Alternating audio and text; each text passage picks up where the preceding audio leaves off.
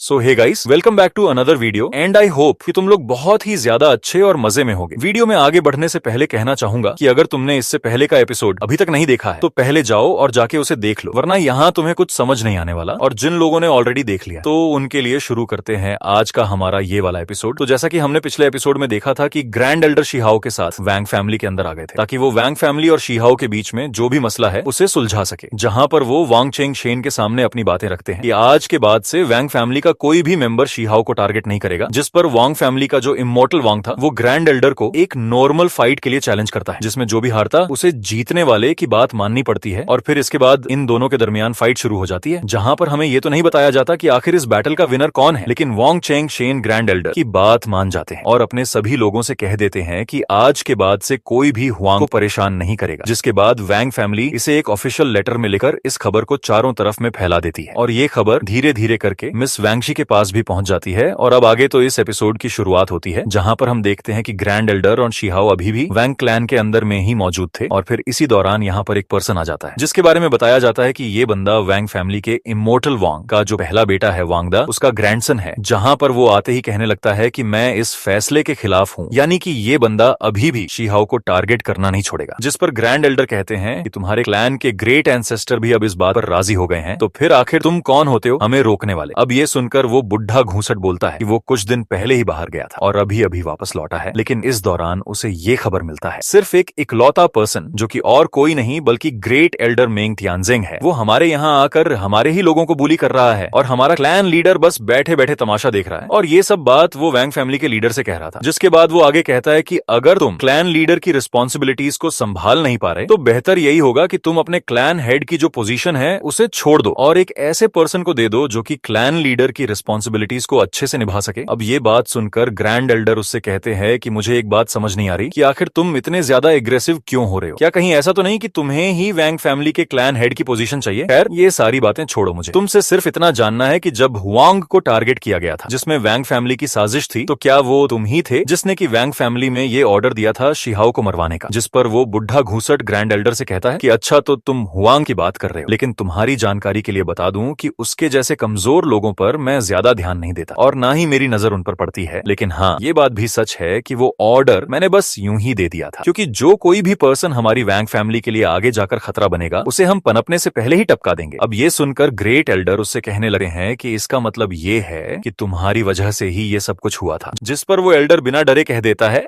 कि मेंग तियानजिंग जरा अपनी औकात में रहे, ये तेरा इलाका नहीं है कि तू यहाँ पर अपना पर फैला सके, भले ही चाहे तुम्हारी ताकत पूरी दुनिया में मशहूर ही क्यों ना हो। यहाँ आकर जोर दिखाना इतना आसान नहीं है। अब इतना सुनते ही ग्रेट एल्डर गुस्से में वांगदा से कहता है कि वांगदा, तुम्हारा ग्रैंडसन तो वाकई में काफी ज्यादा काबिल निकला। अब ये बोलकर ग्रेट एल्डर यहाँ पर अपनी पावर्स को रिलीज करने लगते हैं, जो देखकर वांगदा ग्रेट एल्डर से कहता है कि मेंग तियानजिंग आखिर तू करना क्या चाहता है। जिस पर ग्रेट एल्डर कहते हैं कि अब जबकि असली गुनहगार यहाँ पर मौजूद है तो फिर जाहिर है इसका हिसाब तो लिया जाएगा, और वैसे भी इन सब के पीछे तुम्हारे ग्रैंडसन का हाथ था, इसीलिए अब उसे इन सब का खामियाजा तो भुगतना ही पड़ेगा। अब ये बोलकर ग्रेट एल्डर अपनी थोड़ी सी पावर्स की मदद से एक पम अटैक सीधा उसके ग्रैंडसन के ऊपर कर देते हैं, जहां पर वांगदा बीच में आकर उसे रोकने की कोशिश करता है लेकिन रोक नहीं पाता और ग्रेट एल्डर उसके ग्रैंडसन के गर्दन को उड़ा के दूर फेंक देते हैं। जिसके बाद ग्रैंड एल्डर गुस्से में कहते हैं कि वांगदा, ये मत समझना कि मैं हमेशा चुप रहूंगा। अगर तुम जैसे जूनियर मेरे सामने आके बेवजह मुझे अपनी अकड़ दिखाएंगे और बार बार मेरे डिसाइपल हुआंग को मारने की धमकी देंगे तो मैं कभी भी चुप नहीं रहूंगा। अब ये कहकर ग्रेट एल्डर शीहाओ को लेकर यहाँ से चले जाते हैं, जबकि इधर वांगदा गुस्से में सिर्फ चिल्लाता रह जाता है। जिसके अब अगले सीन में हमें हेवनली इंस्टीट्यूशन एकेडमी का सीन दिखाया जाता है, जहाँ पर बाकी दो एकेडमी के वॉरियर्स भी मौजूद होते हैं। और फिर तभी हम मिस वैंगशी को देखते हैं जो कि यहाँ पर थोड़ी सी परेशान नजर आ रही थी। तो ये देखकर सेक्रेड एकेडमी का एक वॉरियर मिस वैंगशी से कहता है कि भाभी, आपको जरा सा भी घबराने की जरूरत नहीं है। वैंग फैमिली के एंसेस्टर को जो पर्सन बराबरी की टक्कर दे सके वो कोई नॉर्मल सा कल्टिवेटर तो नहीं होगा, लेकिन रही बात हुआंग, तो वो उतना पावरफुल नहीं है कि वो ऐसा कर सके। इसीलिए भाभी आप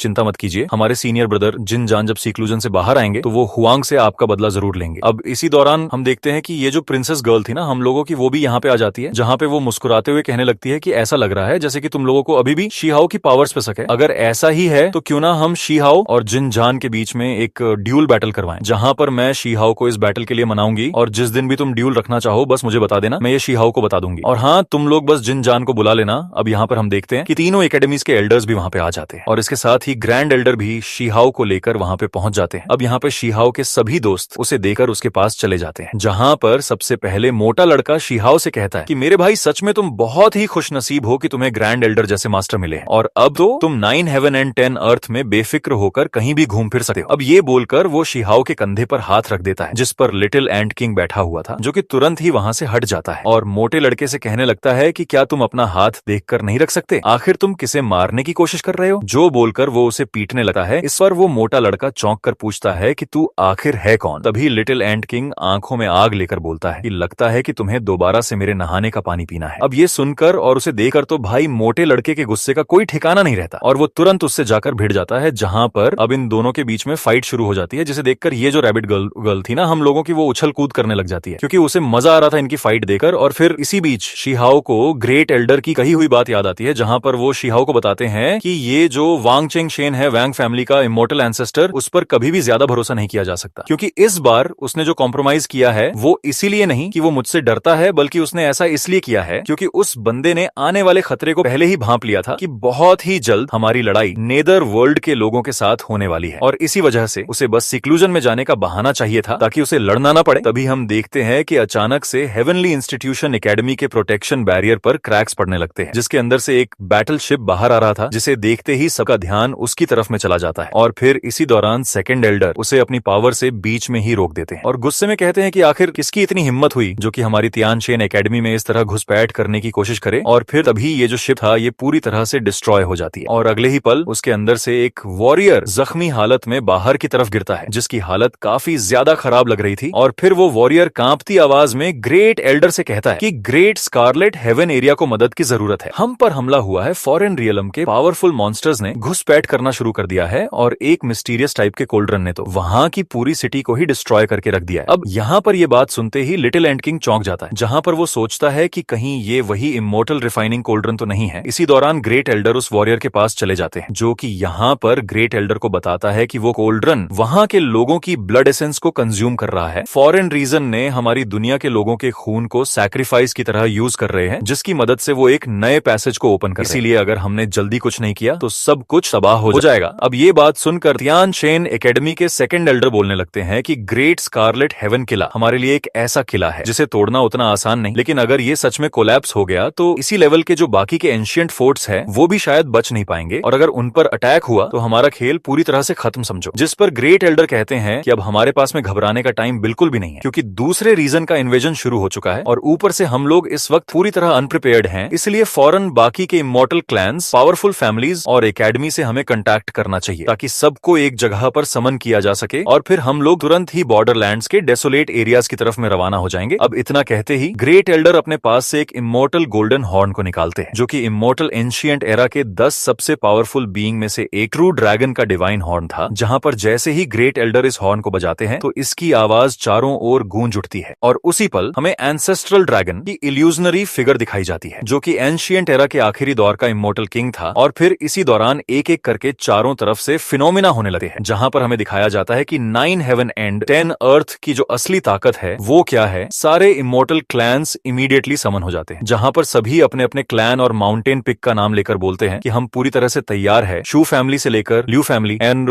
बाकी सभी फैमिलीज के टॉप लेवल के जो फाइटर्स थे वो भी यहाँ पर आ जाते हैं, जहां पर सभी लोग एक साथ बोलते हैं कि हम अपनी जान लगा देंगे, लेकिन अपने रियलम को, अपने बॉर्डर को हर हाल में प्रोटेक्ट करके रहेंगे, फिर चाहे इसमें हमारी जान ही क्यों ना चली जाए। अब ये एकता देकर ग्रेट एल्डर का चेहरा चमक उठता है, जहां पर वो कहते हैं कि फॉरेन रियलम चाहे कितना भी स्ट्रॉन्ग क्यों ना हो जाए, वो हमारी एकता को कभी नहीं तोड़ सकता। पिछली बार भी हम लोगों ने उन्हें यहाँ से भगाया था और आज भी हम इन्हें यहाँ से खदेड़ कर ही दम लेंगे। जिसके बाद हम देखते हैं कि एक के बाद एक सभी पावरफुल क्लैन की बैटलशिप जो थी वो यहाँ पर पहुंच जाती है और इधर दूसरी तरफ हेवनली इंस्टीट्यूशन एकेडमी के जितने भी वॉरियर्स थे वो सभी यहाँ पर तैनात हो जाते हैं, जहां पर ग्रेट एल्डर आगे कहते हैं कि हमारे जितने भी यंगर एक्सपर्ट्स और जीनियसेस हैं वो सभी यहीं पर रहेंगे ताकि वो ब्रेक थ्रू कर सके और जब जरूरत पड़ेगी तो हम इन्हें बुला लेंगे। लेकिन अब असली जिम्मेदारी हम सब पे आ गई है, इसीलिए अब हमें बिना टाइम जाया किए सबसे पहले ग्रेट स्कारलेट हेवन की तरफ में चलना चाहिए। अब ये बात सुनकर शीहाओ ग्रेट एल्डर से पूछता है कि ग्रेट एल्डर हमारा यहाँ पीछे रोकने से अब क्या ही फायदा होगा। हिस्ट्री का सबसे डार्केस्ट एरा सामने आ चुका है, आखिर हम यहाँ पर पीसफुल कल्टीवेशन कैसे कर सकते हैं। यहाँ रुकर यूं ही बैठे रहने से कुछ भी नहीं होगा, बल्कि हमें भी आगे जाकर फाइट करनी चाहिए। तभी सेक्रेड एकेडमी का एल्डर कहने लगते हैं कि अगर तुम लोग वहां गए तो ये बिल्कुल वैसा होगा होगा, जैसे कि तुम खुद को मौत के मुंह में ढकेल रहे हो। हमारे 9 हेवन एंड 10 अर्थ का फ्यूचर तुम ही लोगों पे डिपेंड है। हम लोग इतने भी कायर नहीं है कि हम तुम लोगों को मौत के मुंह में भेज दें। जिस पे ग्रेट एल्डर भी कहते, हाँ इसने बिल्कुल सही कहा। क्या तुम लोगों को हम एल्डर्स इतने कमजोर और बूढ़े नजर आते हैं? इतिहास गवाह है कि जब हमें बचाने की बारी आई थी तब हमारे एल्डर्स और हमारे सीनियर्स ने बिना सोचे अपनी जान दांव पर लगा दी थी। और आज वही बारी हमारी है कि हम अपने जूनियर्स के सामने दीवार बनकर खड़े हो जाएं। अब ग्रेट एल्डर की ऐसी बातें सुनकर बाकी के 2 एकेडमी और कुछ पावरफुल क्लैन के सभी एल्डर्स भी एक एक करके सामने आ जाते हैं और बोलते हैं कि हाँ ग्रेट एल्डर बिल्कुल सही कह रहे हैं। अगर हमारे दुश्मनों को यंग जीनियसेस तक पहुंचना है तो पहले उन्हें हमारी लाशों से होकर गुजरना पड़ेगा। इसके बाद ग्रेट एल्डर सबको देखते हुए कहते हैं कि जैसा कि अब तुम लोग देख ही सकते हो, यहाँ पर अब काफी सारे पावरफुल एक्सपर्ट्स आ चुके हैं, इसलिए अब तुम लोग बिना किसी चिंता के कल्टीवेशन पर फोकस करो। लेकिन तभी ये जो ब्लू ड्रेस वाली ब्यूटीफुल लड़की थी ना हम लोगों की, वो यहाँ पर रिक्वेस्ट करते हुए कहने लगती है कि प्लीज ग्रैंड एल्डर, हम ऐसे हाथ पर हाथ रखकर नहीं बैठ सकते। हम बस एक बार आप लोगों को दूर से देखना चाहते हैं। हमें देखना है कि आखिर वो लोग कितने खतरनाक हैं और आप लोग कैसे उनका सामना करते हो। जहां पर अब प्रिंसेस गर्ल भी ग्रैंड एल्डर से गुजारिश करते हुए बोलती है कि ग्रैंड एल्डर, हमें कम से कम इतना करने दीजिए कि हम आपको वहां तक छोड़ सके और उस बैटलफील्ड को भी देख सके जहां पर वो बैटल होने वाली है। इसी दौरान हम देखते हैं शिहाओ सबसे आगे आकर खड़ा हो जाता है और उसके साथ साथ 9 हेवन और 10 अर्थ के सभी पियरलेस जीनियस भी लाइन में खड़े हो जाते हैं, जहां पे शिहाओ की वाइफ भी थी और मूशेन भी था। अब यहाँ पर उनकी ये सारी बातें सुनकर इमोर्टल एकेडमी का एल्डर कहता है कि ठीक है, हम तुम्हें वहां पे ले जाएंगे ताकि तुम सब देख सको कि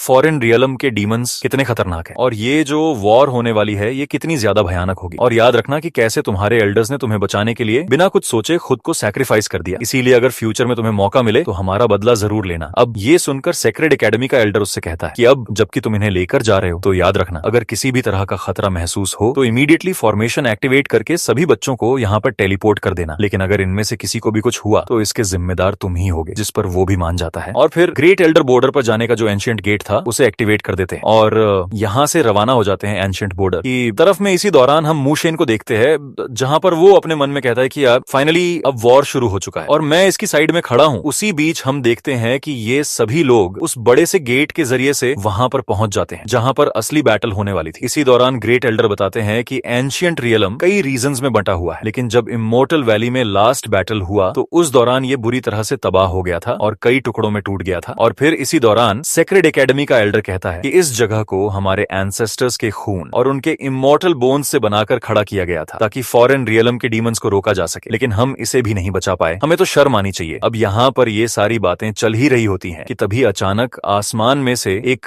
बहुत बड़ा सा डेमोनिक हैंड बाहर निकलता है जो कि फॉरेन रियलम के ट्रू इमोर्टल का हैंड था। जहां पर ये वो जिसका हैंड था वो कहने लगता है कि बहुत ही जल्द तुम लोगों का ये वर्ल्ड तबाह होने वाला है, जिसके बाद तुम तुच्छ लोग भी मारे जाओगे। अब ये सुनकर सभी एल्डर्स को गुस्सा आ जाता है और ये सभी लोग बिना टाइम जाया किए उस हैंड पर धड़ाधड़ अटैक करना शुरू कर देते हैं। लेकिन हैरानी की बात ये होती है कि उन अटैक्स का उस हाथ पर कोई असर ही नहीं पड़ता। जहां पर वो हंसते हुए कहता है कि तुम लोग तो पहले वाली जनरेशन से भी काफी ज्यादा निकम्मे निकले, तुम्हारे एंसेस्टर भी हमें नहीं रोक पाए थे, तो तुम क्या ही कर लो। यहाँ तक कि तुम्हारे जो सबसे पावरफुल ट्रू इमोर्टल्स थे वो भी हमारे सामने घुटनों के बल रेंगते हुए आए थे और रहम की भीख मांग रहे थे, लेकिन हमने उन्हें भी नहीं बख्शा और बड़ी बेरहमी से मार दिया। अब ये बोलकर वो अपनी पावर्स को रिलीज करता है जिसका इम्पैक्ट काफी ज्यादा टेरिफाइंग था, जिससे बचने के लिए ये लोग अपने अपने बैरियर को एक्टिवेट कर लेते हैं। लेकिन इसके बावजूद भी यहाँ पर मौजूद सभी वॉरियर्स इस इम्पैक्ट को फील कर पाते हैं। शिहाओ, प्रिंसेस गर्ल और लैन शियान भी इसे फील कर पा रहे थे। फिर वो ताने मारते हुए बोलता है कि फिर भी तुम्हारी हिम्मत माननी पड़ेगी कि तुम लोग यहाँ मुंह उठाकर हमें रोकने आ गए। इस पर ग्रेट एल्डर गुस्से में बोलते हैं कि अपनी बकवास बंद करो। यहाँ मौजूद हर किसी को पता है कि तुम लोग पहले भी यहाँ पर आ चुके हो और उस वक्त हमारे सीनियर्स ने तुम्हें यहाँ से भागने पर मजबूर कर दिया था, इसी वजह से तुम दोबारा लौटे हो। बाकी एल्डर्स भी इस बात पर हामी भरते हैं। तभी पीछे से प्रिंसेस गर्ल का फादर आ जाता है, जहाँ पर वो कहने लगते हैं कि उस वक्त हमारे सीनियर्स की एकता की पावर ने ही इन्हें उल्टे पैर वापस जाने पर मजबूर किया था और अगर ये इमोर्टल वाकई में हम सबको एक साथ खत्म कर सकता तो ये यहाँ पर टाइम वेस्ट ही नहीं करता। इससे साफ पता चलता है कि इस वक्त ये लोग हमारे वर्ल्ड बैरियर को पूरी तरह से क्रॉस नहीं कर पाएंगे, वरना अब तक इनकी पूरी आर्मी यहाँ खड़ी होती। इस पर फॉरेन रियलम का वो इमोर्टल हंसते हुए बोलता है कि तुम्हारे पास हिम्मत भी है और दिमाग भी। हाँ, ये सच है कि अभी वर्ल्ड बैरियर पूरी तरह से कोलैप्स नहीं हुआ है, इसलिए मेरे जैसा इमोर्टल भी इस पोर्टल से सिर्फ अपने हाथ का एक हिस्सा ही बाहर निकाल सकता है। लेकिन फिर भी देखो मैंने कितनी तबाही मचा दी। तभी ग्रेट एल्डर उसकी तरफ अटैक करते हुए कहते हैं कि तुम इस वर्ल्ड के बैरियर को कभी भी पूरी तरह क्रॉस नहीं कर सकते, क्योंकि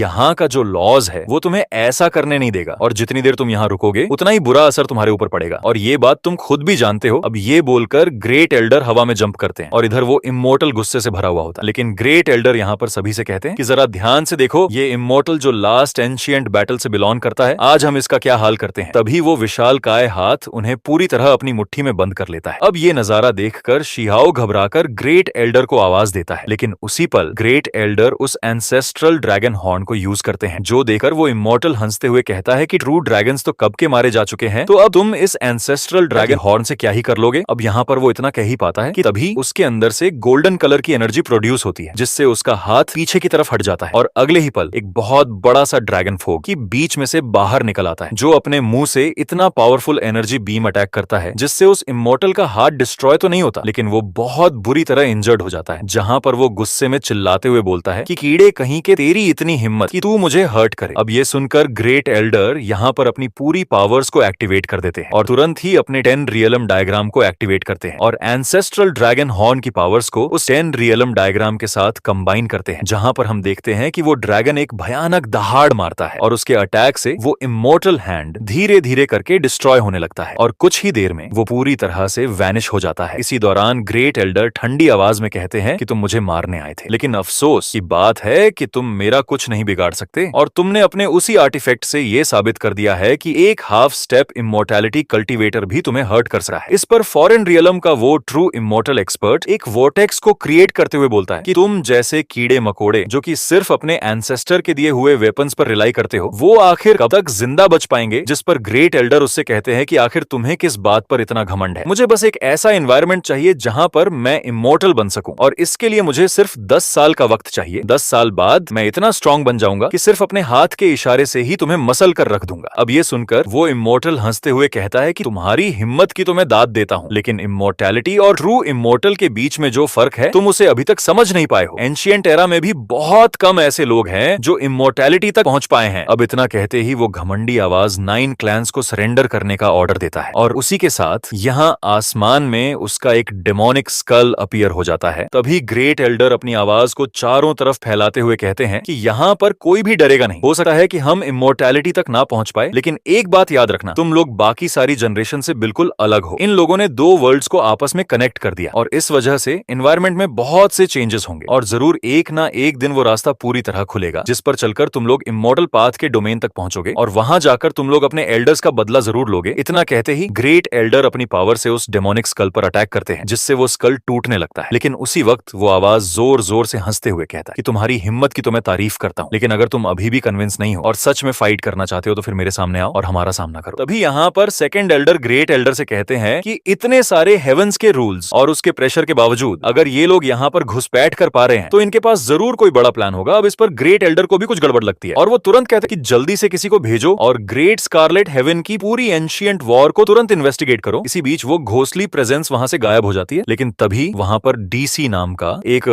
फॉरेन रियलम का कल्टीवेटर अपीयर होता है और वो बताने लगता है, मैं डीसी जिसने करोड़ों साल तक कल्टीवेशन किया है और वो कौन है जो कि आज यहाँ पे मेरा सामना करेगा। तभी 9 हेवन और 10 अर्थ से शियांग फेंक आगे आता है और कहता है कि मैं तुमसे फाइट करूंगा। इधर सेक्रेड एकेडमी के एल्डर उसके बारे में बताते हैं कि ये हमारे एकेडमी के ग्रैंड एल्डर का डिसाइपल है और पूरी तरह क्वालिफाइड है हमारे रियलम को रिप्रेजेंट करने के लिए। लेकिन जैसे ही शियांग फेंक अटैक करता है तो डीसी उसका काउंटर अटैक करता है और सिर्फ एक ही अटैक में उसे जमीन पे गिरा देता है और कहता है कि मैंने तो अभी तक अपने रियलम के डिवाइन आर्ट्स भी यूज नहीं किए और तुम्हारा खेल पहले ही खत्म हो गया। अब ये वो एल्डर हैरान रह जाता है और उससे पूछता है कि आखिर वो है कौन, जिस पर डीसी अपना इंट्रोडक्शन देते हुए बोलता है कि मैं अपने रियलम में जो टॉप लेवल के एक्सपर्ट है उनमें से सिर्फ 19वें रैंक पे आता। अब ये बोलकर वो वहां से चला जाता है। तभी एक और पावरफुल प्रेजेंस अपीयर होता है जो कि खुद को ब्लड रिंग का मास्टर बताता है और कहता है कि मैंने 5 लाख साल से ज्यादा समय तक कल्टीवेट किया है और अब वो जानना चाहता है कि आखिर वो कौन है जो कि उससे फाइट करेगा। तभी अपना लिटिल एंड किंग आगे आकर बोलता है कि मैं गोल्डन एंड किंग हूँ और मैंने 20 साल तक कल्टीवेट किया है और आज मैं तुमसे फाइट करूंगा। अब ये सुनकर वो ब्लड रिंग मास्टर कहता है कि क्या तुम्हारे वर्ल्ड में कोई ढंग का फाइटर नहीं बचा जो तुम लोगों ने मुझसे लड़ने के लिए एक कीड़े को भेज दिया। इस पर लिटिल एंड किंग सीरियस होकर बोलता है कि मुझे हल्के में मत लो, मैंने पूरे 20 साल या 18 या तो 19 साल तक कल्टीवेट किया है, इसीलिए आज मैं तुमसे लड़ूंगा। मगर तभी ग्रेट एल्डर उसे पकड़कर पीछे कर देते हैं और फिर तभी 9 हेवन और 10 अर्थ से चू शानहे नाम के एल्डर सामने आते हैं और उसके चैलेंज को एक्सेप्ट करते हैं और इन्होंने भी 5 लाख साल तक कल्टीवेशन किए थे और अपने एरा में एक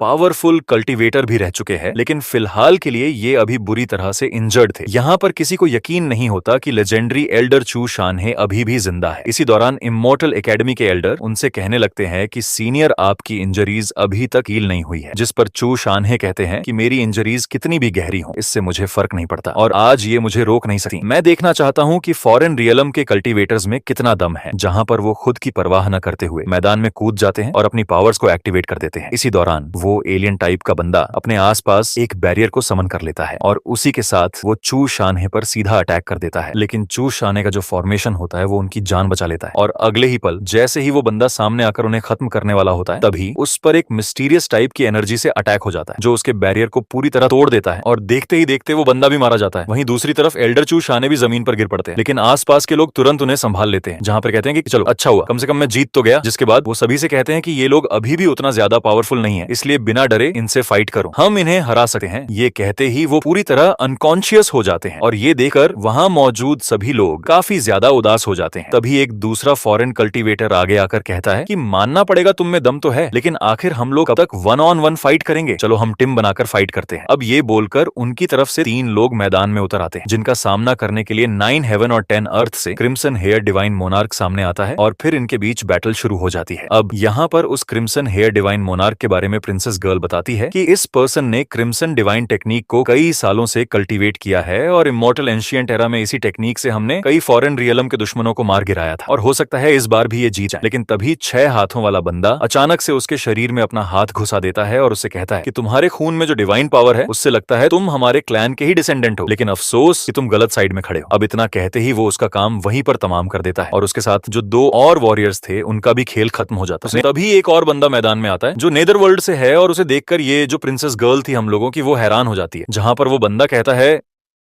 कि मैंने 25 साल से डाओ को कल्टीवेट किया है, इसीलिए जो कोई भी मेरे हाथों मरना चाहता है वो बेझिझक मेरे सामने आ सकता है।